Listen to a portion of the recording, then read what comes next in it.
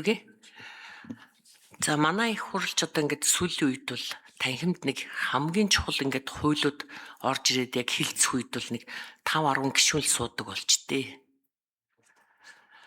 Тэгээд хууль батлуулах гэж байгаа засгийн газар төлөөлөл за хуульд ажилласан ажлын хэсэг за ерөнхий сайд учрал мөн одоо энэ танхимд бас орж ирж хууль батлуулахын тулд дэмжүүлэхийн тулд бас та нэлээд их нөлөөлөлтөй үг хэлж сууж ах шиг байна. Миний их гайхсан зүйл саяын өнгөрсөн эдийн засгийн байнгын хорон дээр манай их хурлын дарга бас орж ирж эрчим хүчний яамны 13 сайд буюу түүний одоо холбогдох ажилтнуудын 13 хүний бүрэлдэхүүнтэй ирсэн мэдээлэл хийж байгаа мэдээлэл дээр шууд орж ирж бас их тэр эрчим хүчний яамны одоо өнөөгийн нөхцөл байдал санхүүгийн хүндрэл тэр бүгдийн одоо толгойг илэх маягийн тэр зовлон бэрхшээлийг сонс хайдсан тэгээд нэг их хурлын тогтоол гаргах үйлчлэлтэй холбоотой ийм асуудлыг хөндлөнгөөс суруулж ирж ингэж сууж байгаа харагдсан. Тэгэхээр ер нь одоо ажиглаад байхад бол ер нь ингээ хуулиа батлуулах гэсэн ач холбогдол өгсөн ийм юм дээр бол акцент өгч одоо ерөнхий сайд ингэж сууж яана гэж би харж байна. За энэ төрийн болон орон нутгийн өмчт компани бүтээмж ил тод байдал за засаглалыг сайжруулах энэ хууль бол өнөөдөр үнэхээр чухал хууль уу гэвэл маш чухал хууль.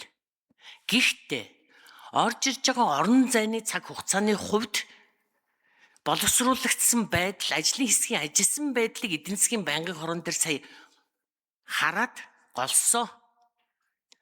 Яагад гэвэл тэнд зөрчил харагдсан. Ашиг сонирхлын зөрчил.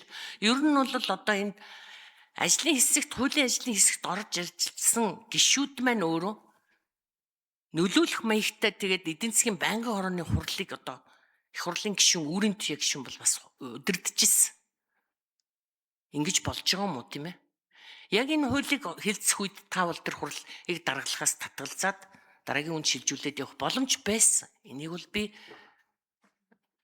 бас боломжгүй юм явчлаадаа л гэж харлаа л да зөрчөөд явчлаадаа л гэж харж ирсэн. Ажлын хэсэг бол анханасаа ер нь бол ингээд жил гаруй яваад ирсэн хуулийг шахаж боловсруулж ирэх тал дээр маш тааруухан ажилласан харагдсан. 62 билүү зарчмын зөрүүтэй саналыг хураахад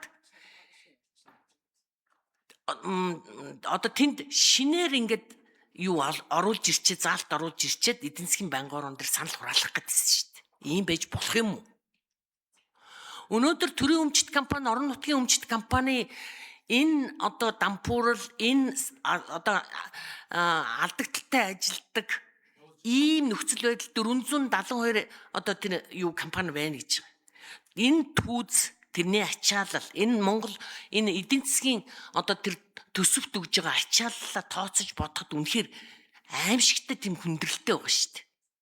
Тэгээ энд одоо ингээд орж ирээд төрийн өмчт болон төрийн өмчийн оролцоотой хуулийн этгээдийн түүцэн гишүүн нь төрийн захиргааны албан хаагч байхаар хуульчилсан явдал нь төрийн өмчт компаниудын засаглалыг мэрэгжлийн бус болгож компани сайн засаглалын тогтолцоо бүрдэх нөхцөлийг хааж байна гэд ийм заалт оруулж ирсэн мөртлөө энэ хуулийн төслийнхаа 24-ийн 5 дахь хэсгээр төрийн болон орон нутгийн өмчийн компани төлөөлөн удирдах зөвлөлийн бүрэлдэхүүний 3/1-ээс дээшгүй нь төрийн захиргааны албан хаагч байна гэд ингээд тусгаад өгсөн.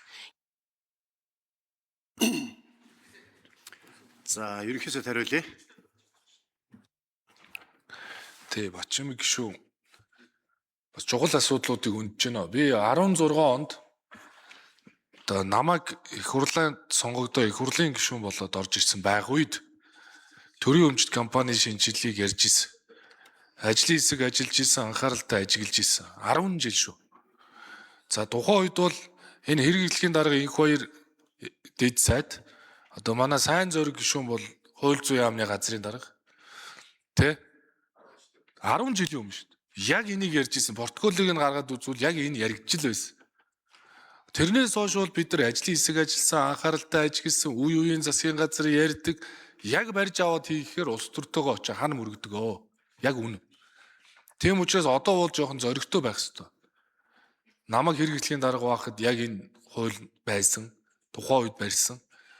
Ингэхээр одоо бол энд бол аль нам эвслээс үл хамааран зоригтой шийдчих хэрэгтэй. Энэ төрийн өмчт компани асуудлыг. Тийм учраас би эхлэл болгоод тэр Эрдэнэс Монгол бол уул уурхайн компани болцсон байсан. Майнинг компани. Тийм учраас тэр майнинг компанийг Чингис хаан Баялагын сан буюу хөрөнгийн менежмент хийдэг, хөрөнгө удирддаг, иргэдийн хуримтлалын санг нэмэгдүүлэхэд ажилдаг тийм хөрөнгийн удирдлагын тал руу нь ажилуулъя гэдэг ийм шийдвэр гаргацсан. Тэгээ одоо хамгийн зөв жишгээр нөх хөрөнгийн багцууд гаргаж агаад бирж дээр гаргая. Тийм учраас энэ хуулийг гаргаад өгвөл намар төсөвтөг оруулаад ирья гэж ингэж зорж байгаа. Харин энэ удаа бол яг энэ хуулийн үе үеийн түүхийг мэдэх бүх хүмүүс энд ингэж нэгдэж байгаа шиг байна.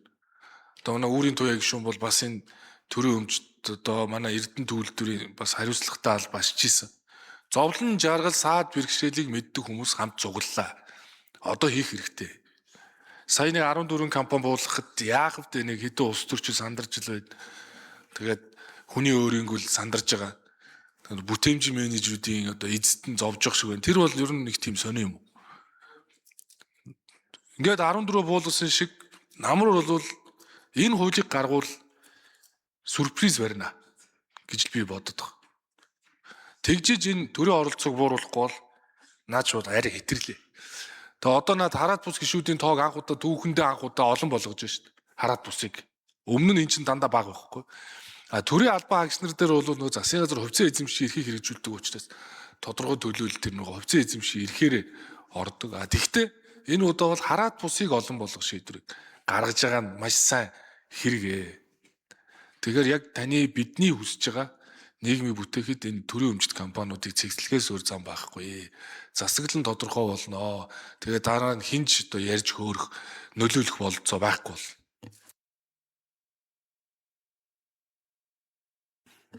За нэмж хариулын ажлын хэсгийн ахлагч өөрийн туяа. За Бачмын гишүүний асуултанд хариулъя. Ажлын хэсгийн гишүүдийн хувьд эдийн засгийн байнгын ороонд байгаа гишүүд ч бий. За миний хувьд ажлын хэсгийг ахалж байгаа. Би эдийн засгийн байнгын орооны гишүүн.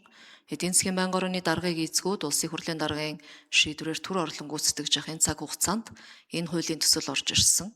За хуралдаан даргалагчийн хувьд нэг саналын эрэхтэй хурал даргалах үүрэгтэй. Эцсийн шийдвэр санал хураалтын дүнд нөлөөлөх ямар нэгэн боломж байхгүй ашиг сонирхлын зөрчил гаргаагүй гэдгээ чуулганы нэмэр дээр бас аль бие ёсоор гишүүнд уламжлая. Чухал хуулийн төсөл гэж хүлээж авж байгаа эрхэм гишүүдэд талархлаа илэрхийлж байна. Дээр нь бид бас ойлголтын зөрүүг арилгах үүднээс ялангуяа төрийн өмчт компани энэ бусдаар гүйцэтгүүлж байгаа ажил үүрэг гэдэг сонгуулийн зардалд явчлаа гэж хэлж байгаатай би гишүүдийн энэ хэлж байгаатай санал нийлж болохгүй юм. Би өөрөө бас энэ төрийн өмчт компанид санхүүгийн асуудлыг хариуцаад ажиллаж исэн юмны хувьд хэдүүг нэмэт хэлчмээр байна дарга. Хариулт нэмж гүйцэх боломж олгож өгөөч. За хариултаа гүйцээх минут нэмье. Энэ бусдаар гүйцэтгүүлэх ажил үйлчлэгээ гэдэг зардалд ямар зардал ордог юм бэ гэхээр нэгдүгээрт ажилчдын эрүүл мэндийн үзэсгэлэг оншилгооны зардал ордог. Мөн сервис үйлчлэгээний зардал ордог.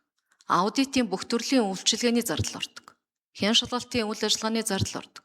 Хуулийн зөвлөгөө авах ажлууд ордог. Дээр нь химийн анализ уруулж урьдчилан сэргийлэх үзэсгэлэг хабын зардлууд энэ бусдаар гүйцэтгүүлэх ажил үйлчлэгээнд ордог юм аа. Тэгэхээр хэдүүлээ ойлголтоо бас зөвтгөөд явах нь зүйтэй байх. Яг улс төрийн нөхцөл байдлын үүднээс дүгнэхээс илүү байгаа нөхцөл байдлаа бид боломжоо гаргаад явах нь зүйтэй гэж харж байгаа. Өнгөрсөн цаг хугацаанд одоо хамтарсан засаг байх үед төрийн өмчт компанид оруулсан олон төрлийн бүтээмж хяналт гэдэг янз бүрийн нэртэй менежерүүд маань өнөөдөр хүртэл төрийн өмчт компани бүтцэд өөр нэртэй сууж л байгаа. Энэ зүйлийг засаж залруулах эрх зүйн орчин энэ хуулиар гарах юм байгаа маа л гэдгийг тодтогч хэлье. За Пүрэвийн Бачмын гишүүн тодруулж асууя. Өнгөрсөн одоо эдийн засгийн байнгын хорооны хурал дээр өөрийнхөө одоо ажигласан зүйлийг бол би сая хэллээ л дээ. 62 одоо зарчмын зөрүүтэй санал орж ирэхэд тэр олон одоо юуг саналыг хурааж явах явцад асуудал үүсэт исэн баггүй юу? Тэрийг л би сая хэлсэн. Тэгээд шин санал орж ирчээд заалт оруулж ирчээд тэрийг батлуулах гэж санал хураалах гэдээсэн шүү дээ. Энэ одоо зарчмын болох юм уу гэж асууж байгаа. Нэг, хоёрдугаарт ер нь бол зөвхөн энэ төрийн өмчт компани энэ хуультай холбоотойгоор би ганц яриаггүй л да. Сая жишээ нь гэр бүлийн тухай хуулийг хэлцэхэд энэ олон саналын зарчмын зөрүүтэй саналыг хураалахад бас л ажлын хэсэг яаж одоо ажиллаж энэ хуулийн боловсруулалт энэ боловсруулалтын ажлыг яаж шахаж ажиллаж ирсэн л За ажлыг хэсгэх сайн зүг хариулъя. Бачмаг гишүүнээ таны ярьж байгаа энэ зүйлүүдийг жишээ нь одоо саналын 27 дахь саналын одоо хараад ус гишүүн жишээ нь олон болгоно тэргээ засагдж байна. Төрийн албаагчд бол аль болохоор одоо юу гэдэг маш цөөн тоо буюу хязгаартай байж байгаа. Энэ ч өөрөө сонгон шалгуулалттай. Хоёрдугаар та бас нэг зарчмыг андуураад гэх юм. Ажлын хэсгийн саналаас гадна хувь гишүүдийн санал хажуугаар нь орж ирсэн. Зэрэгцэж уншаад байсан л буруу байсан. Эхлээ ажлын хэсгийн саналаа хураачаад ажлын хэсгийн санал дэмжигдэг бол гишүүний саналыг зөвхөн уншаад танилцуулцдаг байхгүй юу? Тэгсэн чинь одоо байнгын орооны ажлын албан дээр жоохон зохион байгуулалтын ажил гарсан. Цэнгүүнч санал гаргаж байгаа, би ч гаргаж байгаа. Та миний гаргаж байгаа саналуудыг бол мэдж байгаа. Асуудлуудыг зарим гишүүдээс гаргаж ирж байгаа асуудлуудыг ярилцах боломж олохыг бол гаргасан. Орон нутгийн өмчт уулуурхан компаниудын асуудлуудыг зөв зохицуулттай дагж мөрдөж журмын зохицуулалт орохын тулд би гаргаж байгаа байхгүй. Түүнээс биш зэрэгцүүлээд ч юм уу ажлын хэсгээс шин санал оруулж ирээд байгаа зүйл биш. Би зөвхөн хувь гишүүнийхээ хувьд гаргасан цэнгүүн бонцлман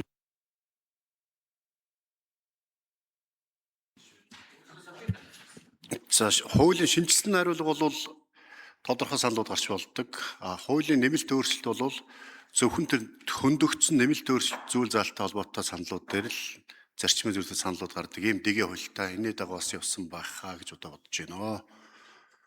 За Мягмар сүрэнгийн Бадам сүрэн гишүүн асуулт асууя.